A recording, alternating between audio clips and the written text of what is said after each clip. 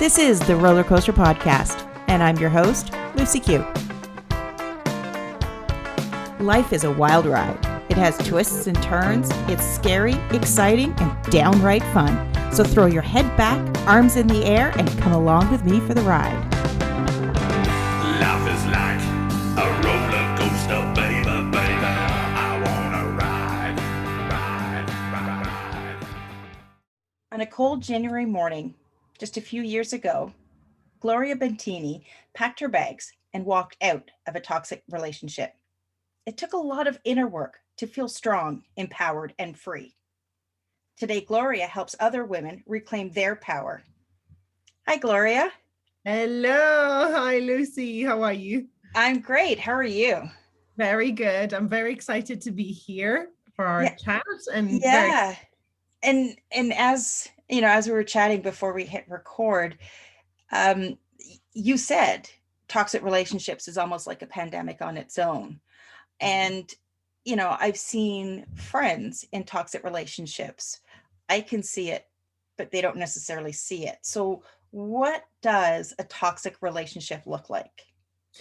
A toxic well, from the inside, it looks, you see, it's interesting there that you said that you can see friends and other people in toxic relationships, but they don't necessarily know that they are. It could be true. However, there is always some instinct and something inside that tells you that what you're living isn't healthy. You know, there's always some sort of question mark that appears.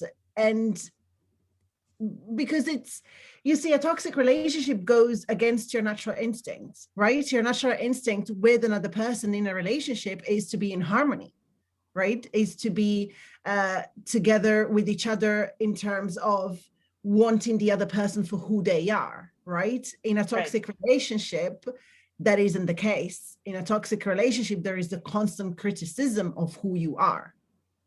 Especially if we look at narcissists, you know, for them is never, ever, ever about the other person. For them is always about what they get out of the relationship. It's a supply, right? So that's the main thing with toxic relationship. It's the fact that you are not able to be who you truly are. You're not accepted as who you truly are. And that to me is one of the worst thing in the world, because, you know, a person feels when they're not accepted. It doesn't matter how much they push it, you know, how much they try to silence it. But you can feel it in your instincts when you're not accepted for who you are. But it's super scary to leave, right? And, you know, it's, the more you do this and the more you don't listen to that instinct, to that voice that tells you, you know, is this healthy? Is this the very fact that there is a question there that shows you that definitely isn't healthy. But the more you do this, the more your essence, the more your light gets dim. And I believe that that's the worst thing that can happen to a person. Your very essence to just be silenced, not accepted, you know, that's the worst thing in the world, if you ask me. So, you know, if I'm understanding you correctly, you know, when you're in a toxic relationship, your inner voice is speaking to you. Whether you choose to listen to it or not is a completely different story. But your true self is telling you that, hey, this isn't a problem. At some point, you're probably going to actually ask yourself that question. And I guess by, as you said, by having to ask yourself that question, that's the first red flag that, whoa, wait a second. If I'm even thinking this, then I really need to re-examine, you know, what I'm in. Yeah, absolutely. Absolutely. And you mentioned narcissist. Now, is a narcissist always at the core of a toxic relationship? There's not necessarily. So there's narcissistic personality disorder, which is a diagnosed disorder. But this is what I always say, you know, you don't have to be diagnosed with a disorder to be abusive. to be considered Right. abusive Yeah. or to be toxic, right? So there are many things that form the narcissist's personality. And you might not have all of them, or the person might not have all of them, but if they just even use one, then that makes it. That's enough. Yeah. Yeah. So what are some of those traits? Yeah. So for narcissists are very, imagine somebody who is always wearing a mask. You never see their true self. They never allow their true self out because there's a lot of insecurities and a lot of shame, but that they decide to not show, right? So there's always a lot of deceiving, a lot of lying, a lot of manipulation. So one of the things I have been in my, in the toxic relationship with a narcissist, and the main thing that happened to me, for example, was gaslighting. And if you have never heard of it, gaslighting is literally when the person distorts your reality. They literally make you question your own sanity. I'll give you an example. So you are perhaps raising a problem that you feel something is not right in the relationship. Let's say, or I feel that we don't communicate well, or I feel that we could have spent this money in a different way. Any thing that you may raise. And the narcissist rearranges the truth so that you think it's your fault. Okay. So, right? So they make you think like, oh, well, what makes you think that we don't communicate well? And it'll be like, well, because whenever I say this is your response. Oh, but that's because you're always dramatic. And you're there thinking, no, I'm not dramatic. And then they go, well, of course, think about how much anxiety you have. Of course you're like that. So they literally convince you. And imagine, obviously, you are in love with this person because you're in a relationship with them and perhaps for a long time. So obviously you trust them. So if somebody, off the street came and told you that, you would be like, no, go away. Right? But because this is a person that you're sharing your life with for however long, and you trust and you love, you tend to think that they are doing something good for you because that's what you would do for them, right? That you would come from a genuine place of love, and you'll be like, oh, but babe, look, this is not necessarily healthy, blah, blah, blah. So you think that they're doing the same with you. In reality, they're just trying to get away with stuff. So massive, massive red flags for a narcissist is definitely the gaslighting, the distorting the truth, both around themselves, but also your truth. There's also, as I said, a lot of lying. There is never taking responsibility for anything. If you went to somebody that you're with and you said, oh, that thing that you said really hurt me, the narcissist would be like, it's your problem that hurt you. It isn't, I didn't say anything. You took it too personally. So there's never taking that response, It's always somebody else's fault. Exactly. It's always somebody else's fault. Or, for example, another thing that I have seen happening a million times, a lot of narcissists might happen that they go through jobs very quickly. They change jobs very quickly. And if you ask them why, is because there's always somebody with a conspiracy around them. There's always somebody, oh, it's not my fault, that person doesn't like me, or they are trying to plot against me, this kind of stuff. That's always in their mind. Yeah.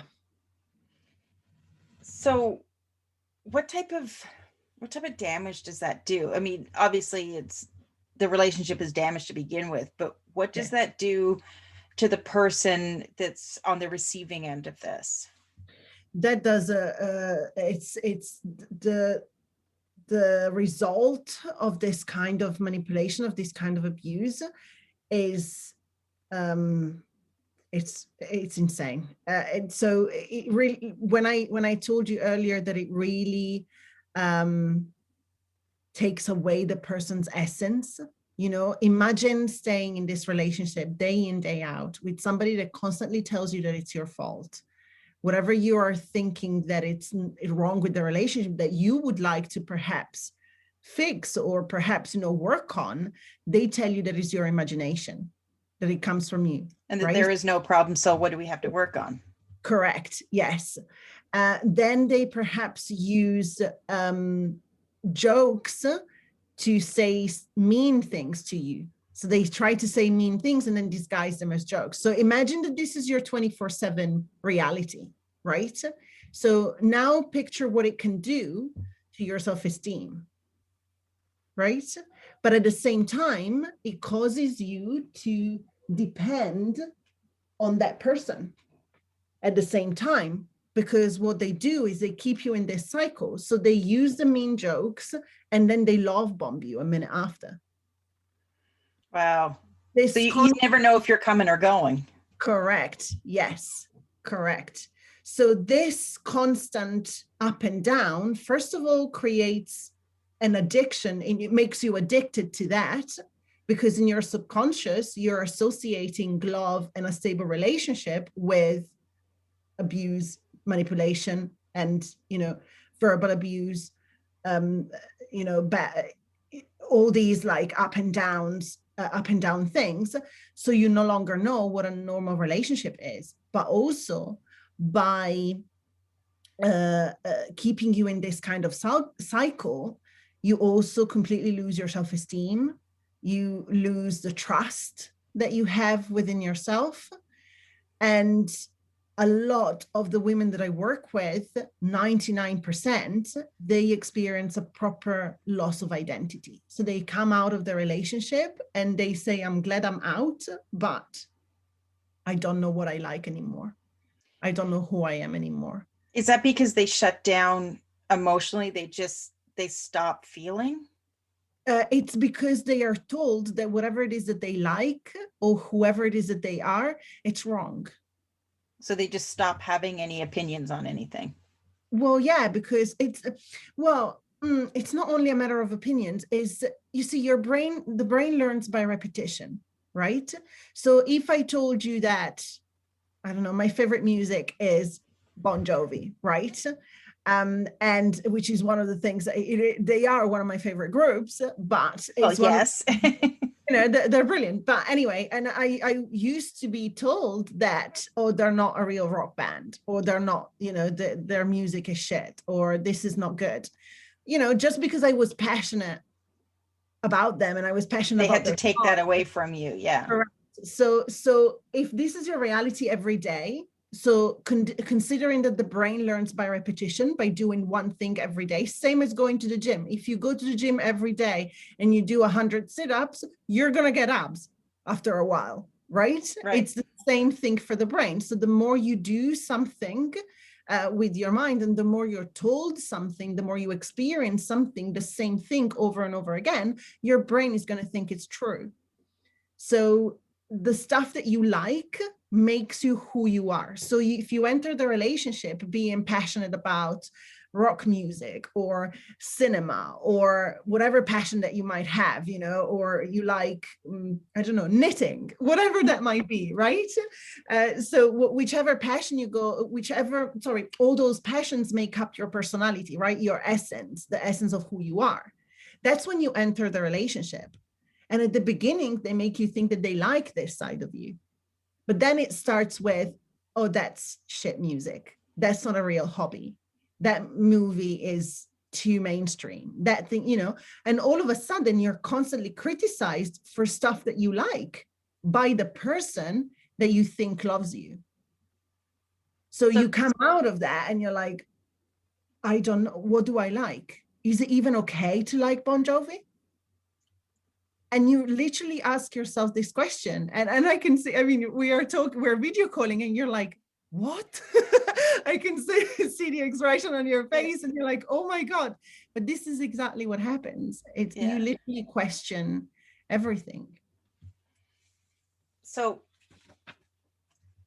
did you, in that day that you walked out, that day that you packed your bags and left, did you have to find the courage to do that day? Was it a buildup of inner work, or did you leave and then start the healing process? It was a build-up for me. Yeah. I was not definitely not ready to leave for a very long time. And I survived for a very long time. I was in survival mode. I can probably tell you at least 5 years, at least, at the very least. That's a long time. Yeah. And I was in proper survival mode until in 2016, I decided I had severe anxiety, which turned into OCD, which, by the way, is another thing that can happen as a result of a toxic relationship and of dealing with a narcissist as well. And I thought that my OCD and my severe anxiety were caused because I had a high pressure job in London. I used to work in events, and you might know it's a very demanding industry. Everything goes very fast. Plus, it's London, goes even faster. So it's I thought that was what was causing my anxiety and my OCD. And so I decided to go work with a coach. And I remember telling him and him encouraging it, actually. But then the more I did this work, you see, I remember the first ever session that I had, and she asked me about my family, my relationship and everything. And I remember describing my relationship as, oh, no, it's amazing. I remember literally not even thinking that could be the cause of all my problems. But then what happens is that the more you work on yourself, especially if you suffer with anxiety, a year down the line, my OCDs were halved. OCDs, if the people who are listening, it's obsessive compulsive disorder, and it causes you to have certain rituals that you have to do repetitively every single day, and they're always the same rituals, and it's a form of control. And I had about 40 rituals a day when I started. But then 12 months down the line, I had halved that, which for a person with OCD, that's a big step. It's a big step, which means that now the part of my brain that was occupied with 40 OCD before now only had 20, which means that there was space for other stuff to happen and to see. And that's where I started gaining clarity. I started noticing things in a different way, like really opening my eyes to things. And after that, it took another 10 months before I was able to leave. Yeah. So for somebody listening right now, mm-hmm. and they're sitting there like, oh shit, I'm pretty sure I'm in some sort of toxic relationship. Mm-hmm.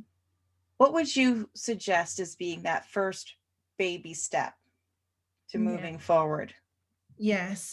So there's a couple of things. First of all, definitely do some research. Start researching, online. See what behaviors you're noticing. Get familiar with the different words. When it comes to narcissists, there's a very, very particular vocabulary. So get familiar with what it means and what are the different, red flags and behaviors and everything. But then the most amazing thing that you can do to really start going in a different direction, and it doesn't matter, it can take you 6 months, it can take you a month, or it can take you years, but it doesn't matter. Take your time, however long you need, but it's starting to do something for yourself.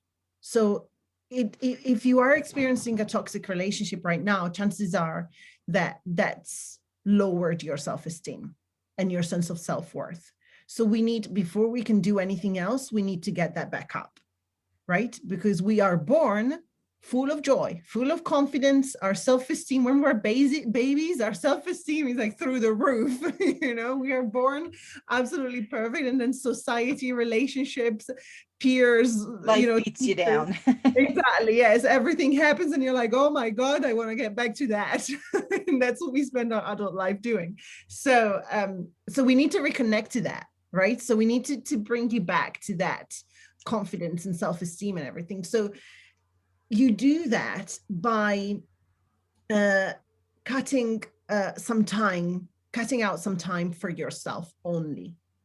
And you don't have to tell anyone where you're going, what you're doing. You know, it can be an hour a day, it can be an hour or two a week. If you just want to lock yourself in the bath and read a book, whatever it is that you need, you know, if it's reading, if it's taking up a sport, if it is going to, you know, work with a coach or a therapist for an hour a week, you know, whatever that is, but cut out that time for yourself, because it's that what needs to happen is that connection between you and you. So the focus needs to go back to you, basically, in order to build that back up. So almost, yeah, as you said earlier about you, by eliminating some of your OCDs, it created the space in your mind to be able to reach that clarity. So in the same way, giving yourself the physical space can give you those moments of clarity that you may need to gain the insight to move forward. Absolutely, yes. And if there is something that you used to like as a kid, so whether that was, I don't know, a certain kind of movies, or whether that was drawing or painting or anything that you can remember that you enjoyed as a child, definitely go in that direction. Because you definitely will still enjoy it. You've just forgotten about it. And it's probably, the chances are that if you pick it up again, it's going to ignite that sparkle, you know, it's going to give life to that light inside of you again. And that's exactly what we need when we want more confidence and more self-esteem and more sense of self-worth. And by the sounds of it, you're sort of awakening that part of yourself that you've maybe set aside just to help get to know who you were before. Yeah, absolutely. Yeah. Now, as a relationship and self-love coach, you help women deal with this every day. So where is the best place for people to connect with you? So I love Instagram a lot. It is, I am a visual person, but I genuinely like how the app is, the fact that you can communicate with people through stories and stuff. I really, really love it. So I definitely hang out on Instagram a lot. I chat to people via DMs all the time. Like I have ongoing conversations every day with a lot of different people. And some people just want to know, you know, I was thinking this, do you think that that's a red flag? You know, even messages like this I get. And I say whether yes or no, but it's always about checking with how you feel, right? So how does that feel to you? Always. So yes, definitely Gloria Battini, at Gloria Battini on Instagram. And then you have all my links there. There's my website, my membership website as well. I have a small membership for survivors as well. And it's really, I'm so proud of that. It's a space that I wanted to create because when I was coming out of this, I felt very alone, because it's when you go through a toxic relationship and you question your own sanity, when you describe these feelings and these thoughts to people who are not going through that, it's very, very hard for them to understand how that feels for you. So I really created this space so that the women who are going through this actually have a space where they can go, today I feel like this, and there's somebody there that's going to be like, I know exactly what that means. Yes, let's talk about it and let's do something. You know, I wanted to give that space. And we have a group chat, we have monthly coaching calls. There's an online portal where I always upload new content every month for them to work on. It's very, it's working on your self-development, but with support, and also at a very small price, because I wanted that, because a lot of survivors go through a lot of financial abuse. So I wanted to make sure that that was accessible. So I'm very proud of that. I love it. Well, if anybody's looking at connecting with Gloria, check out the show notes. I'm going to have all of her links in there. And Thank you so much, Gloria, for joining me today. Thank you. Thank you very much. Thank you for allowing me to do this. I'm a woman on a mission. So thank you. It's been a pleasure. Thanks for listening to this episode of the Roller Coaster Podcast. Want to chat or share your ideas about today's show? Pop me an email at hello@therollercoasterpodcast.com. Don't forget to connect with me on Facebook and Instagram at The Roller Coaster Podcast. Our theme song, Roller Coaster, was performed by The Lucky Setback. Audio editing by the one and only Jeff Quigley of Quigley Creative. Life is like